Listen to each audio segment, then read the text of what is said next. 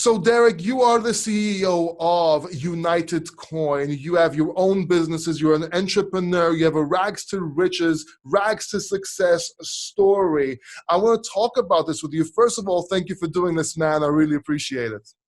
Thanks a lot for having me here, Paul, man. It's really good to meet with you. So you started UnitedCoin, a blockchain company, a cryptocurrency, if you will. And although I want to talk about your success, your mindset, what drove you to get where you are, because you have an extremely interesting story. I want to talk a little bit about UnitedCoin. How did this all start? How was UnitedCoin born? Well, it's a really interesting story. My co-founder was actually my first intern at my accounting company. His name is Hassan Lalou. He came in the door and his professor gave him an amazing recommendation. So the recommendation basically said, this is the smartest kid I've ever known. Anything that he does is going to be successful. So we decided at that day, I said to him, I'm going to work with you the rest of my life. So from that point forward, we worked together for the next 3 years doing financials, working on trading, working on types of algorithms for algorithmic trading. And it went really well for us, and we had some really great success. He decided to then go work at the largest bank in Africa at the derivatives trading desk. And while he was there, he developed some technical analysis skills, and I also got interested in cryptocurrencies. So we applied his technical analysis to cryptocurrencies, and we found out that it did much better than it did with Forex. And so that's why we started UnitedCoin Exchange and eventually UnitedCoin cryptocurrency. Actually, it's kind of funny because I used to do Forex, and that's how I started applying a technical analysis in cryptocurrencies. Right. Back then, it was very easy because it was just pure market psychology. But UnitedCoin, what is UnitedCoin? Because it's very unique. Tell us a few things about UnitedCoin, how it works, what its mission is, where it's going. Well, UnitedCoin's mission is really to make blockchain and cryptocurrencies easily acceptable. We like to call it mom-friendly, if you will. We want to put a blockchain in every person's pocket. And we're able to do that with a lot of the partnerships we've been able to accomplish so far with our startup. And we think that we're going to be able to help people be able to use blockchains and cryptocurrencies in their day-to-day lives and actually use it just as they do regular money. And what this does is this allows them to be able to be owners both of the system and of the actual funds that they're using. Yeah, and it's funny because you already have partnerships in place, success, if you will, before you even started. Can you share some of those with us and how they came about?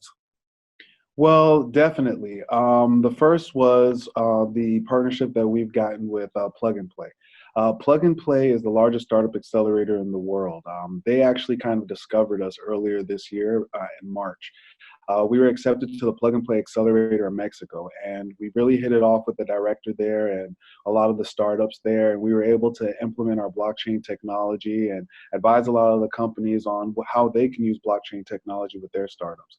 As a result, we're able to work with Plug and Play now in Africa, and this is going to allow us to be able to create what we like to call the Silicon Valley of Africa, which will allow startups in Africa and African countries to have access to the same blockchain technology, which will allow them to be able to achieve their digitization efforts that they have for their own countries, from medical health and health records to transportation to their finances to even voting. All aspects of the countries can be improved, if you will, with blockchain technology. And your other partnership, is there something you can talk to us about at this point? Yes, there's another partnership that we're working with right now with the wireless phone company.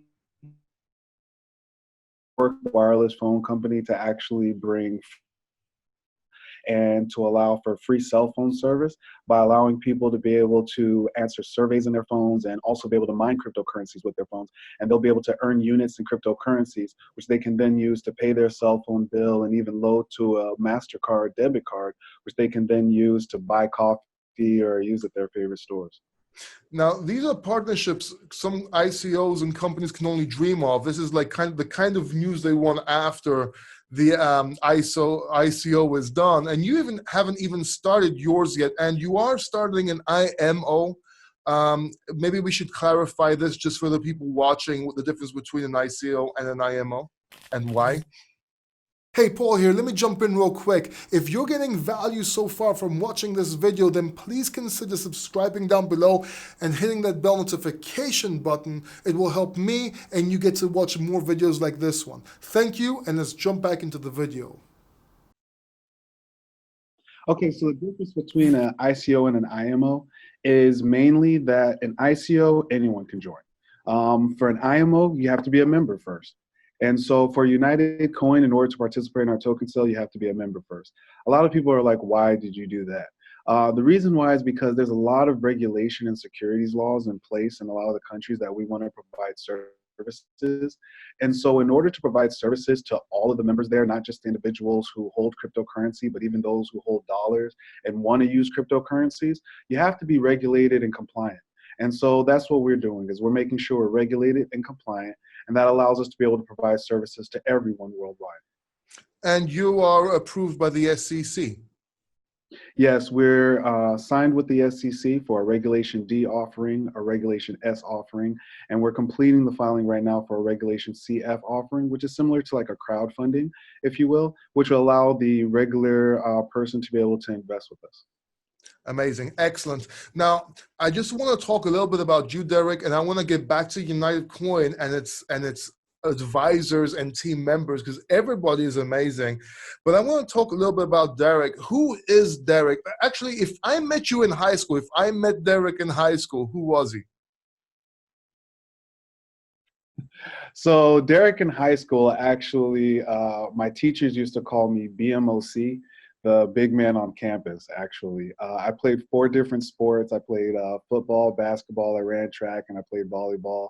I was top 5% in my class. I was a scholar athlete. I was a Silver Knight nominee, which is when you are good in both extracurriculars and a scholar athlete. And I also was nominated for the Gatorade Athlete of the Year my senior year. Wow. Okay, Yeah. so you're into athletics ever since you were young. Is that what taught you how to be competitive and a team member as well? Because I noticed you do sports both solo, which teaches you have to rely on yourself, but also sports part of a team. And that's just, that tells me a lot about you, because you can tell a lot about a person's character with what sports they do, who their friends are, and so forth. But what did you study and what happened? Tell me a little bit about your life. So after high school, I actually went to the Air Force Academy. The Air Force Academy, if not many people know about it outside the United States, but it's actually the hardest college to get into in the world. You have to be at a high level physically, as well as in your academics, and you also have to have a high IQ and high astuteness, if you will. What's your I IQ? actually hold I actually hold the record at the Air Force Academy for maxing the physical fitness test the first time I ever took it. I ended up leaving there though. Okay. I left the Air Force Academy after my first year. After I left the Air Force Academy my first year, I went to Florida International University, where I spent a year there kind of as a transition year, if you will, to kind of pick up my credits and to learn a little bit more. There I lived in what they call the apartment area. While I was there, I learned a lot about what it was like being a regular person, if you will, what it was like having to get a job of your own, being able to take care of yourself. When you're in the military, they do a lot of that for you. So you have to learn how to take care of yourself. And it was good to have a lot of that discipline from the military at that time. After that, I went to the University of Miami, but something interesting happened at this point. When I went to the University of Miami, I actually became homeless. I didn't have the ability to go both to school and pay for school, because if you don't know, the University of Miami is very expensive. I didn't have the ability to be able to pay for school and also pay for a home. So I ended up living in my car. I lived in my Dodge Neon for about 6 months. And then after that, I ended up living on the couch of one of my friend's houses. His name was Martin Meerman, Marty. He was a really interesting young man. He had a child of his own, and same age as I was. We went to high school together. Was about to get married, and was taking care of this entire family and his mother by himself. And it was amazing to see a man who was working so hard, who was the same age as I was. And so I decided, while sleeping on his couch for about 6 months, that I was going to learn from this individual who was the same age as I was, and I was going to do whatever it took because I didn't have any kids. I only had myself. So I kind of picked myself up at that time, decided that I was going to apply to be what's called a resident assistant over at the University of Miami. When you become a resident assistant at the University of Miami, you basically take care of the apartment area or the dorm area there, but they also give you free housing. So what I did was I went there and I used what I knew from the military. I went there, I wore a suit, made sure that I was really clean, made sure that I was astute, and I was very focused in all of my interviews. And one thing that they said when I got there was, "You're the only person that wore a suit." Wow. So I guess that discipline and that understanding of knowing exactly how to present yourself did a lot for me. And so I ended up becoming the resident assistant. I had a place to live for a year. And by having that place to live for a year, I was able to start my own company. I started a personal training company, and I ended up training athletes. A lot of people that were in my dorm or in my apartment area were football players. So as a result, I ended up working out with them, started training some professional athletes after I left college. And then I got in a really bad car accident. When I got in the bad car accident, I could no longer lift weights the same way. So since I couldn't lift weights the same way, I ended up using my degree, which was in finance, and started my own accounting firm. And so when I started my own accounting firm, I actually had my first client was a Moroccan taxi driver. And this Moroccan taxi driver explained to me the issues that Moroccans had with sending money back and forth home. Oh, wow. Yeah, they were talking to me about the issues that they were having with their own taxes, their own finances. They also expressed to me that there was no one who understood how to do taxes for a taxi driver. And so I ended up from that first encounter working with all of his friends that were taxi drivers, all of the individuals that were Moroccans. That spread out, and only by word of mouth. We went from the first year only having 35 clients to now we have over 500 clients. We have 5 offices nationwide. And from there, we've done pretty well. And in 2013, when I was opening up my office in California, I was dropping off my wife at the bank. And on my way home, I heard about this digital currency called Bitcoin that does its own accounting. And I realized at that very moment, I'm about to get put out of business. So I sat on the side of the road listening to NPR for 2.5 hours about Bitcoin. I went home and I immediately downloaded Bitcoin QT, the wallet, and I started trying to mine, started trying to trade, doing everything I could to get Bitcoin. And it was not an easy experience. I do not have a developer background. I put together some computers when I was younger, so I did pretty well with mining. But when it came to the development aspect, putting things in wallets, so on and so forth, there was a big learning curve there. And when I found out that my mom would not accept Bitcoin from me because she would not touch a public address or a private key, I realized at that moment the problem for mass adoption with cryptocurrencies is that moms will not accept it. When moms accept it, that's when we'll have mass adoption. And that's pretty much how we got to UnitedCoin. Wow. So basically, you realize that success doesn't rest. If you stop, you will lose your position. That's actually one of the rules to success. You realize that you have to keep it simple, KISS, if you will, keeping it super simple, keep it simple, stupid, whichever one. You found a niche that you serve. You have free taxis all year round to go wherever you want. Start an account with your accounting firm. I'd say that's very impressive. Tell me, Derek, talking about all these things, what is success to you? What is success? Because everyone defines success in a different way. What does success mean to you? To be honest, I think success to me is the ability to spend time with your loved ones when you want to.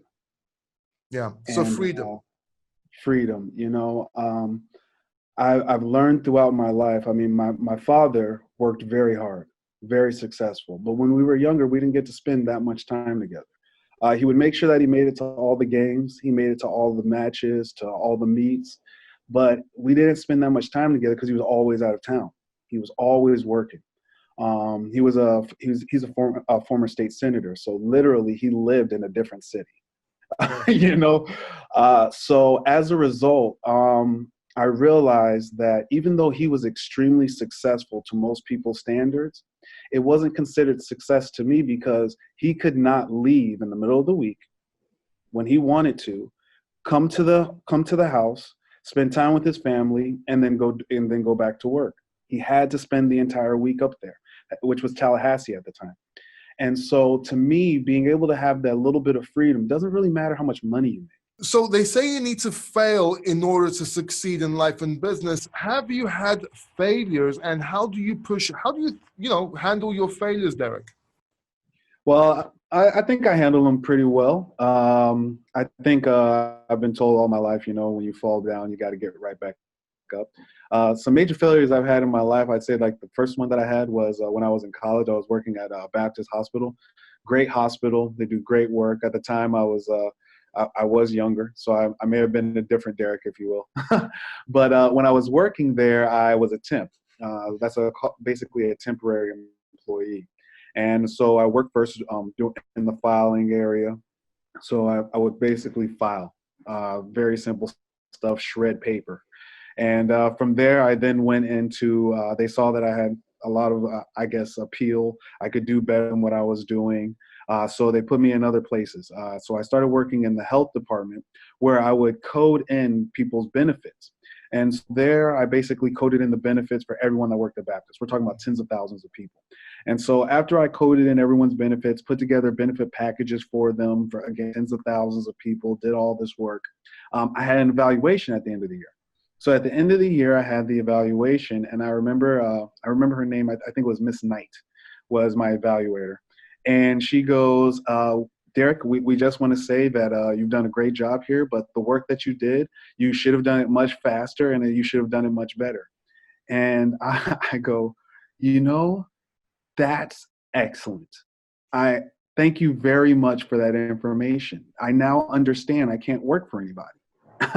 I'm not a person that can just have a job. Yeah. Okay. I need to be an entrepreneur. I need to be a person that knows that how much work I'm putting in is worth it. I know the amount of work that I'm doing. And so that right there helped me begin my first business as a personal trainer.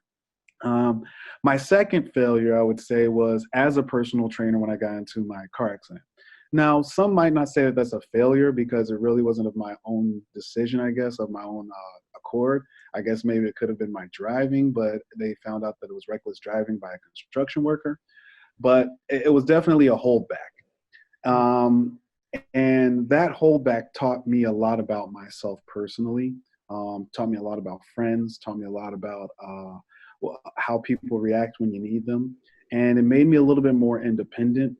I think it helped me also realize how important health is and how important education is when you don't have your health. It's very important to have something to fall back on. And it was interesting that I was able to fall back on my finance degree. My dad actually told me when I was growing up, he said, "Derek, you're amazing at sports, but make sure you use that same enthusiasm that you do with sports in the classroom. Because you're going to need to use that enthusiasm for something that you may not want to do one day." And so I realized that at first when I was at Baptist Hospital, I was using that enthusiasm for something I didn't want to do. So I decided I'm going to use my enthusiasm for things I want to do. And now I'm glad that I was able to do that. Great. So preparation meets opportunity is equivalent of luck. So I'd say you were quite lucky in your failures as well. I do want to ask you something, man. They say, how they say you find out who your real friends are in hardships? I disagree with that. I really do. I think you find out how human and how much humanity there is when you have your problems, not who your real friends are. Because you'll notice that even enemies might help you, and friends that were actually friends were not friends at all. But you see what they're like here, And I think that's something that, anyway, just my little two satoshis, if you will. Do you believe any? If I don't get a piece out there, I won't be able to call. Do you think anybody can succeed in life? Yes, without a doubt. A lot of people don't know the history of my family growing up. My dad grew up in Mississippi. Mississippi is not an easy place to grow up. He came from Mississippi and became a Florida state senator. But during our time growing up, we lived in a dorm room at the University of Miami. Me, my mother, my brother, and myself. 4 people in a one bed. And I remember to this day eating nothing but hot dogs and baked beans and peanut butter and jelly sandwiches for years. And and even ramen noodles. I remember ramen noodles being like a big deal. You know, like those packets, those little salt packets were a big deal for us when we were younger. And so to see my dad come from that, and then even myself after being homeless for a while, then being able to come to success, I'm convinced. I'm convinced anybody can do it. I've experienced it myself in my own life. I think that the biggest thing that people struggle with is the fear of failure. Mm. People are afraid to fail, whereas I may have been taught or I may have learned that you have to fail to succeed. My dad used to tell me all the time, nobody can tell you no 7 times. So if nobody can tell you no 7 times, that means you have to fail 6 times in order to succeed. Oh, that's actually nice. I like that. No one can tell you no 7 times. We'll make a note of that. I shouldn't be telling everybody that. Hey, so do you think anybody can succeed in cryptocurrency or on blockchain though? I think that anyone can, yes. I think that anyone can. And there's a learning curve. UnitedCoin is doing its best, as well as a lot of other good companies out there, to reduce this learning curve. I think that in the future, blockchain and cryptocurrencies may be one of the major means of success for individuals. The reason why I say this is right now we are in a technological revolution. Databases are being changed to blockchains, servers are being changed to blockchains, clouds are being changed to blockchains. Blockchains are being put on clouds. I mean, it's a wonderful world that we live in right now, and there's opportunity everywhere. Just to this opportunity, you must educate yourself. You must educate yourself. And so those who are willing to educate themselves, willing to go online, willing to do the work to learn about blockchain technology, they are going to be at the forefront of this. Less than 1,000th of the population of the world has a Bitcoin wallet. We're still in the very beginning of this. We're still in the very beginning of this. So, do you believe there's?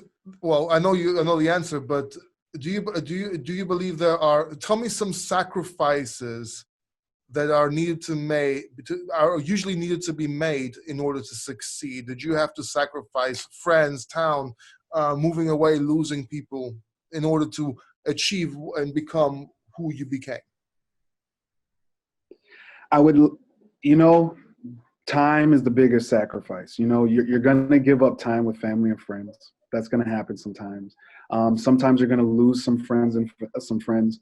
Sometimes you might even lose some contacts with family. Not everybody is always going to agree with the decisions that you make in life, and that's just the way it is. I would say that besides that, you really have to sacrifice your own ideals. You have to sacrifice what you think is right all the time, because you must understand that as human beings, we're fallible. So you must be willing to question yourself. And what that does is that means that you have to sacrifice your ego. You have to sacrifice being an individual, an I, if you will. And you have to think we. And by doing that, you kind of sacrifice individuality in some way.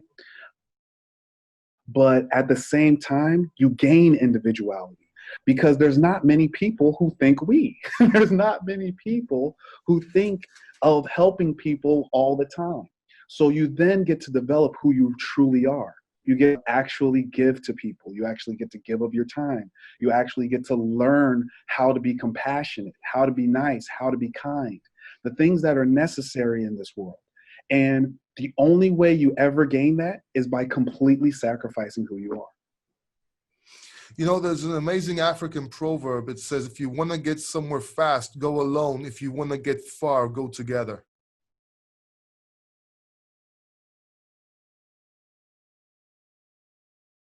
And of course, the video had to pause right there.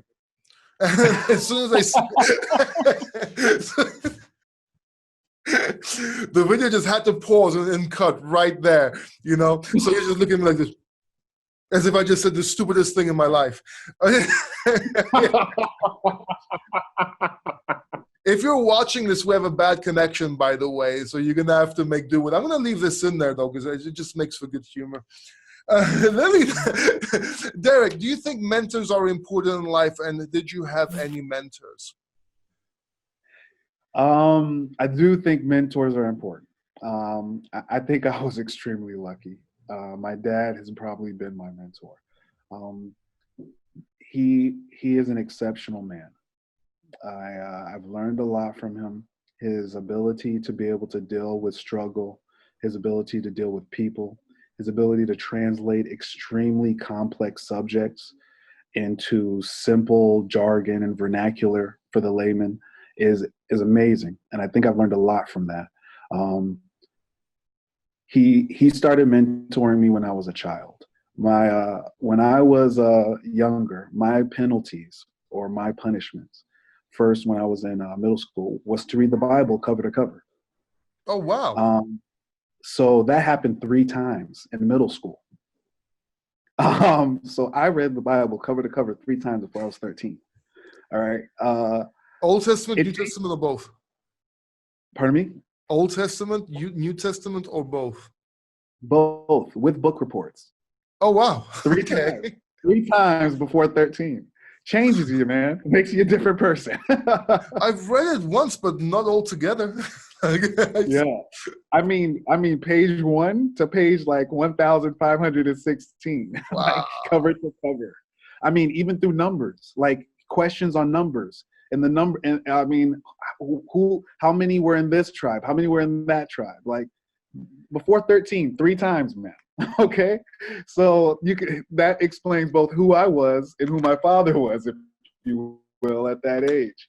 At the age of 12, my punishment was reading Think and Grow Rich. He made me read that and do a book report on it. After that, my next punishment was How to Win Friends and Influence People by Dale Carnegie. Very good so books. This is how my father punished me. Yeah, this is how my father punished me as a child, was by teaching me to be a better person, teaching me how to use the skills that I had, because usually when I got in trouble, it was because I was talking too much. It was because I had already finished my work and I was bored, so I was talking in class, or I had already decided I'm going to be in the corner of the room and play basketball with the trash can because I finished homework for the next 2 weeks. You know, so there's nothing for me to do. So my dad said, "I'm going to give you something." Bring it on. I'm bored anyway, man. So my dad gave me stuff to do. Yeah. So punishment. So you can argue these punishments were actually rewards. It's funny because I actually work with Ben Gay III. He was mentored by Napoleon Hill. They were actually friends. Napoleon Hill was hired by Holiday Magic as his mentor. And it's funny because Ben told me this story where he was in the living room. And Dr. Hill was coming by the house. So they left a book of Think and Grow Rich on the table. And he said, "Oh, look, Dr. Hill, your book, Think and Grow Rich. How does it feel to have the second most sold book after the Bible?" Right? Because back then they were saying that that it was the second most distributed book in the world. And Dr. Hill answered, "Second most sold book in the world, least read book in the world." Wow. And and if you really think about it, it makes sense. It's So you real, man. actually read that. But I have to, here's an interesting question now. Um, do you believe that these punishments actually made you not want to read and were counterproductive? I'll tell you why I'm asking after. Or did it increase your love for reading or give you any benefits? I need to know this. So it's interesting. And my dad also, and my dad's got like all these little sayings. I don't know if they're from him or his father, because my grandfather's pretty corny. But he says, if I'm your friend before you turn 24, I may not have done a good job. And I realized at the age of 24 what my dad had done when I was younger. And so, I mean, I thank them immensely for it, because I was absolutely in a different mindset than my peers as a result of those Yeah. in life. It actually made me love reading. My dad, when I was younger, he again. I look at him as a mentor because of the things that he taught me when I was younger.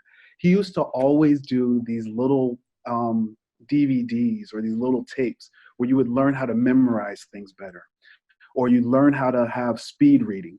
And so when he was done with the tape, for my punishment, I'd get the tape. so so I had memorization, I had speed reading as a kid, self-hypnosis, Tony Robbins tapes. These were my punishments. I had to make book reports on these things as a child. And so when I realized at 24 that I could read 600 words a minute, I could sometimes 750 words a minute Wow. and retain all the information, while all of my friends took 4 hours to read the same information I read in 30 minutes. That's when I realized, okay, I now understand what all of that stuff was. I understand what all of those quote unquote punishments were. They were rewards. They Right. were showing me there is a way to teach yourself to be better so that you can do more in less time, which will give you freedom. He learned it at 40 years old. He taught me at 12. So Right. now I'm almost 40 years old, or I'm going towards 40. I'm not almost 40, but I'm going towards 40. And I know these freedom techniques. I know these ways to make my time more valuable, to make it expand, if you will. And so now I can share those techniques with other people. I have more freedom. And now this makes my father more successful because he was able to share those experiences. And now success can be passed on. That is amazing, man. The reason I was asking is because I'm not going to mention who, but this expert, if you will, he was saying that you should reward you shouldn't punish the kids by giving them things because it trains them not to like these things after. And I think it depends on the individual, and I think it Yeah. depends on how you grow up. So I always had a little. Even though I respect this person as an expert, as a coach, as a guru, whatever you want to call him, I really didn't agree with that part. So let me ask you this. Do you have any habits and morning rituals? And I don't mean morning rituals as in brushing your teeth, but anything you do as in a way you do it. I can't think of the word right now, but you're doing it for a reason. You're all these books I Definitely. read are just don't help with some words sometimes. Consciously, okay. Yeah. So actually, I do have a morning ritual. I've been doing this for a few years, and I think that it's probably the best thing for anyone. And it probably comes from my days of being a personal trainer too, but it's pretty easy.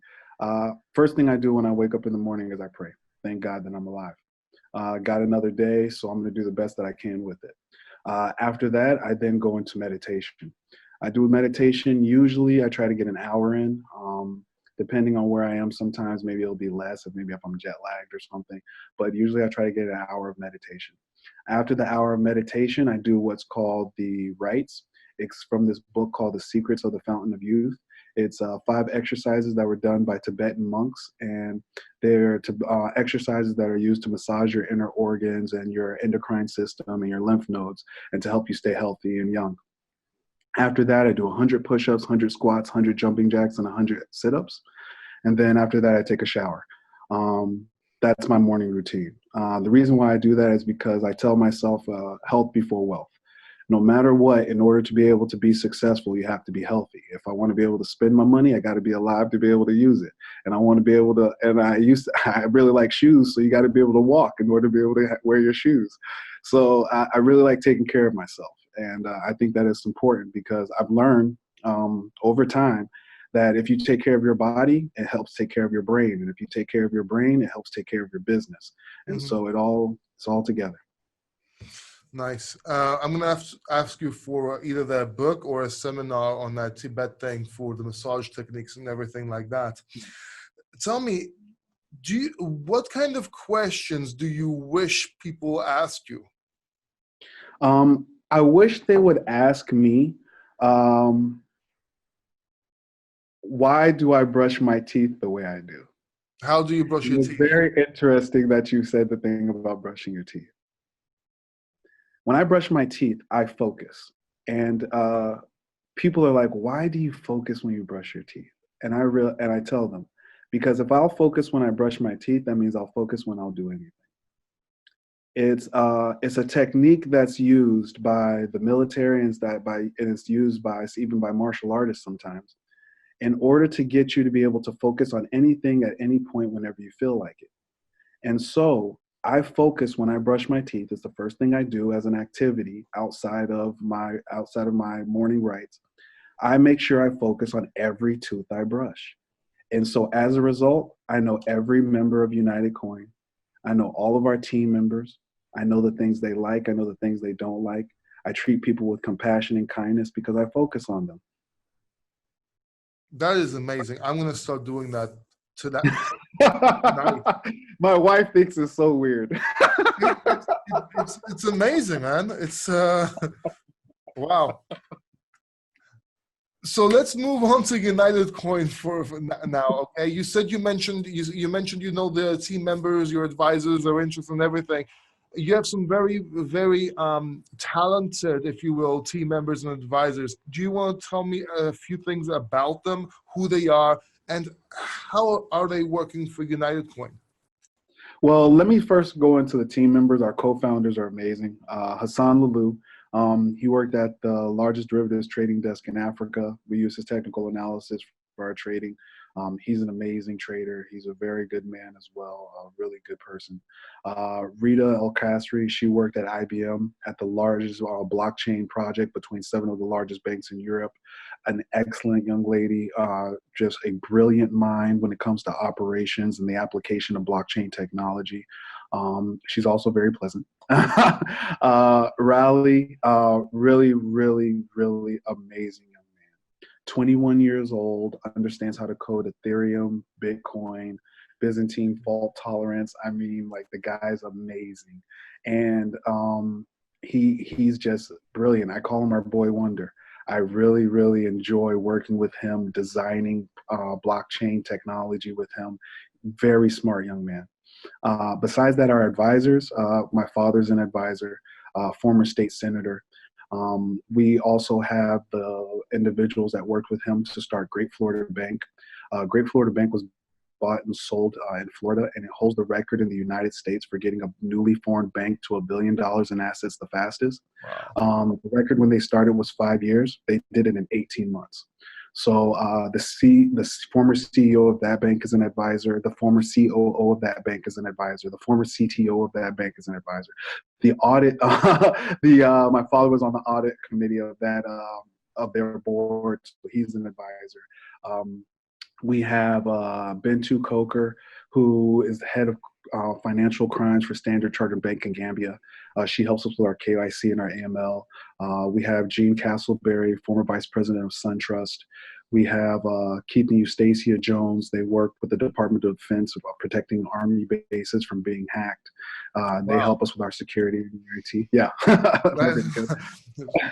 Is your coin secure? Yeah. Yeah, I think so.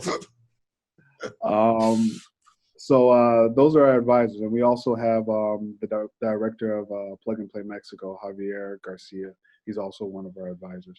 And we have some other great advisors, but those are some of the ones I'd like to highlight right Yeah. You also have a new team member and advisor. I don't know if we should announce it here. now. Yeah, we definitely, if you like to, we'd like to say thank you to Paul DeMarcatel coming on board as an advisor. Thank you very much, man. We look forward to your expertise, helping us with our social media presence, our public relations. You're amazing at what you do. We've been looking at your videos, looking at how you've been coming into the blockchain and cryptocurrency space with a fire, if you will. And we look forward to working with you, man. Yeah, looking forward to working with you guys too. I was very impressed when we met, and I met everyone, and it's looking forward to good times. So since I'm going to be announcing this on all my social media and everything as well, we may as well make it public. So people are like, oh, that's why it was talking about UnitedCoin because he was working. No, just to say, yeah, I'm working. Okay, so what is UnitedCoin want to accomplish? What's their main goal, if you will, or purpose? The main goal of UnitedCoin is mass adoption of cryptocurrencies and blockchain technology. Right now, our idea is blockchain in every pocket, and we're working with the wireless company in order to do that. Once we have that blockchain in every pocket, it'll be much easier to get people to use blockchain, decentralized applications, to use cryptocurrencies because they'll already have blockchains and not even know it. So that's what we're working on right now, and we're pretty sure that we're going to be able to be successful with it, Lord willing. And your ultimate vision, what is your actual vision? Yeah. Okay, the ultimate vision for UnitedCoin is cryptocurrency for everyone. We want cryptocurrency to be the main currency for individuals around the world. There's really no need for traditional currency to move the way that it does now. It can be held in vaults, and it can be tokenized, and it can allow people to be able to transact with it easily, much more freely, and that benefits businesses and banks just as much as it benefits the individual. And so as a result, that's what we're aiming for, and we're working with institutions and individuals to make this happen. Nice. Is there anything else you would like to add or tell anybody watching this? Really, the only thing I'd like to say is follow your dreams, man. We're given those dreams for a reason. They're important to not just you, but to everyone around you. You have no idea whether or not the idea that you have is going to change the world and it's going to fix lives for millions of people. A lot of people don't know if your idea changed the lives for 100 people, you have done an amazing job. If the idea that you have changes the life for one person, that is your life, you have done an amazing job. It's important for you to take care of yourself as well as others, and it is important for you to know that you were put here for a reason. No one here is just to be by the wayside, if you will.